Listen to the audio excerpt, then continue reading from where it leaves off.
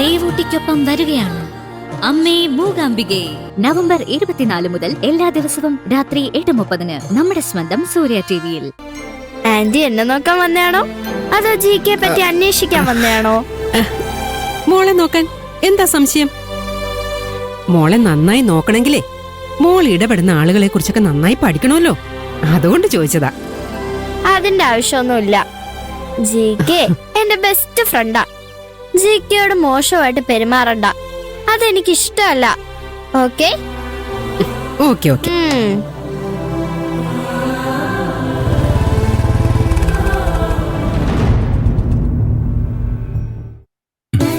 Hi, GK എത്തി.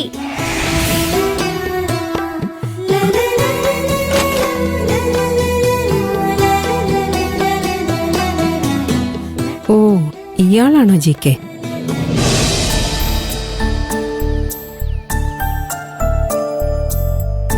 Hello മോളെ. Hello GK, ഇന്ന് ലേറ്റ് ആയല്ലോ.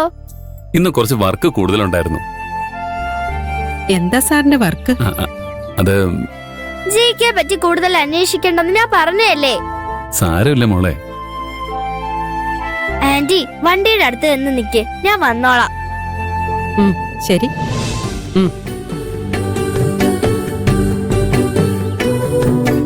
എന്തിനാ മോളെ അവരോട് ഇങ്ങനെയൊക്കെ പറഞ്ഞത്? അവർക്ക് വിഷമാവും. അടിപിടി ജോലി ചെയ്യുന്നവരെ പോലീസിനെ സൂക്ഷിക്കണം. ജികെ പ്രശ്നക്കാരനാണെന്ന് ഈ ആന്റിക്ക് തോന്നിയാ അവരത് അമ്മയോട് പറയും. പിന്നെ അമ്മ എന്നെ ജികെ കാണാൻ സമ്മതിക്കില്ല.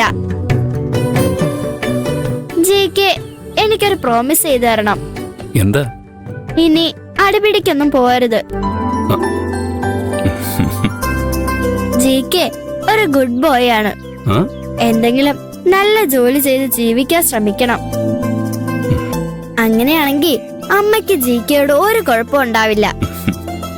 സത്യം പറഞ്ഞ ഞാൻ കാശിന് വേണ്ടി ഇന്നേ വരെ ഒരാളെ പോലും അടിച്ചിട്ടില്ല.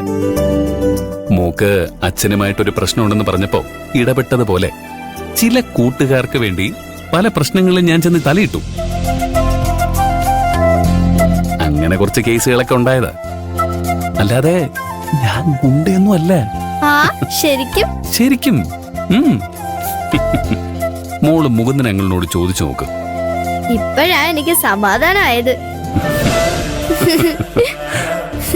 മോള് കഴിക്കും.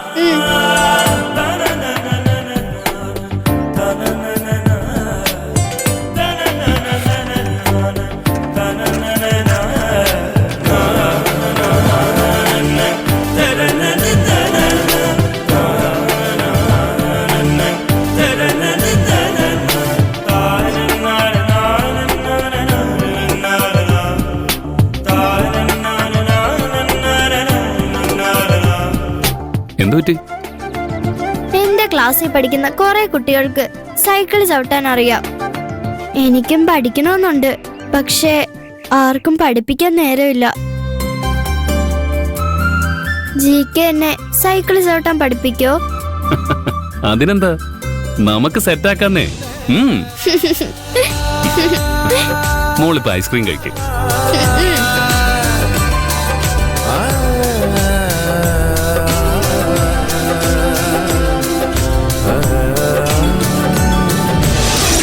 പുകയില്ലേ? ഇല്ല സർ. ഇല്ലെങ്കിൽ പുകഞ്ഞു പോകും. അധികം താമസിയാതെ എടുക്കണോട്ടാ. ശരി സർ. പിടി കൊണ്ടോക്ക്.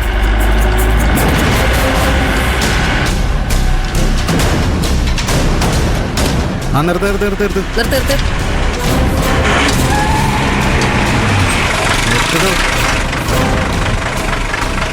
പേപ്പേഴ്സ് സാറിനെ കൊണ്ടേ കാണിക്കും. മാഡം, ഇത് ഗോപാൽജിയുടെ വണ്ടിയാണ്. അതിന് ഇറങ്ങിയോടാ. ഗോപാൽജിയുടെ വണ്ടിയല്ലേ? കടത്തി വിട്ടേക്ക് പിച്ചുക്കുട്ടാ. എനിക്ക് ശമ്പളം തരുന്നതേ സർക്കാരാണ്, ഗോപാൽജി അല്ല. നിനക്കൊന്നും ഒരു തവണ പറഞ്ഞ മനസ്സിലാവില്ലടാ.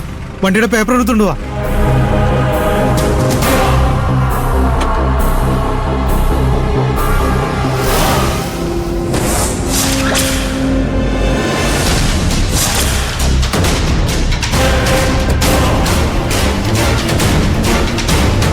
വണ്ടി കൃത്യസമയത്ത് ഗോഡൌണിൽ എത്തിക്കണമെന്ന് നിനക്കറിയില്ലേ? അത് മാഡം പിന്നെ പിന്നെ എന്താ നീ ഇവരുടെ മുമ്പിൽ വാല് മടക്കി നിൽക്കുന്നത്? വണ്ടി എടുത്ത് ഗോഡൌണിലെത്തിക്ക്. മോളെ, അങ്ങനെ നിങ്ങളുടെ ഇഷ്ടത്തില് വണ്ടി കൊണ്ടുപോകാൻ പറ്റില്ല. ഞങ്ങൾ ചെക്കിങ് നടത്താൻ ഇവിടെ നിൽക്കുന്നതേ വെറുതെ അല്ല. നിങ്ങളെപ്പോലുള്ള പോലീസുകാരുമായി ഡീൽ ചെയ്യേണ്ട ആവശ്യമൊന്നും എനിക്കില്ല. ഞാനും അച്ഛനും നിങ്ങളുടെ മേലുദ്യോഗസ്ഥരെ വിളിച്ച് സംസാരിച്ചോളാം. വണ്ടി എടുക്കടാ. ശരി മാഡം. എനിക്ക് നിന്നോട് നിൽക്കാനല്ലേ പറഞ്ഞു? മാറ് സാറേ. വിട്. വണ്ടി എടുക്കരുത്. ഇതൊക്കെ ഇങ്ങനെ നടക്കൂന്ന് എനിക്കറിയായിരുന്നു. അതുകൊണ്ടാ ഞാൻ അയാളെ കടത്തി വിടാൻ പറഞ്ഞത്. ഇപ്പൊ അത് തന്നെ സംഭവിച്ചല്ലോ.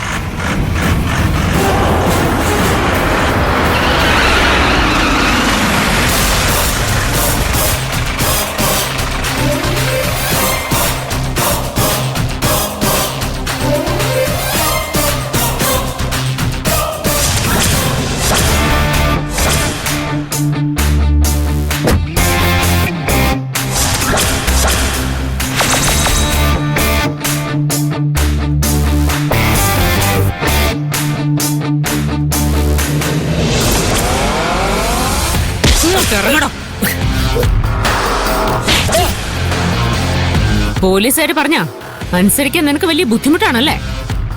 അത് പിന്നെ വണ്ടി കൃത്യസമയത്ത് ഗോഡൌണിൽ എത്തിക്കണമെന്നാ മുതലാളി പറഞ്ഞത്.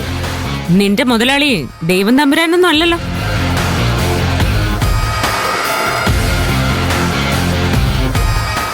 എത്ര വലിയ മുതലാളിയാണെങ്കിലും പോലീസുകാർ കൈ കാണിച്ച വണ്ടി നിർത്തണം. അങ്ങനെ ചെയ്തില്ലെങ്കിലുള്ള ഭവിഷ്യത്ത് എന്താണെന്ന് നിന്നെ ഞാൻ ഇന്ന് മനസ്സിലാക്കിച്ചു തരാം. ബിജുക്കുട്ട, ഇവനെ തൂക്കിയെടുത്ത് സെല്ലിട്ടേക്ക്. പോലീസുകാരെ എങ്ങനെയാണ് ബഹുമാനിക്കേണ്ടതെന്ന് ഇവനൊരു ക്ലാസും കൊടുക്കണം. ശരി മാഡം.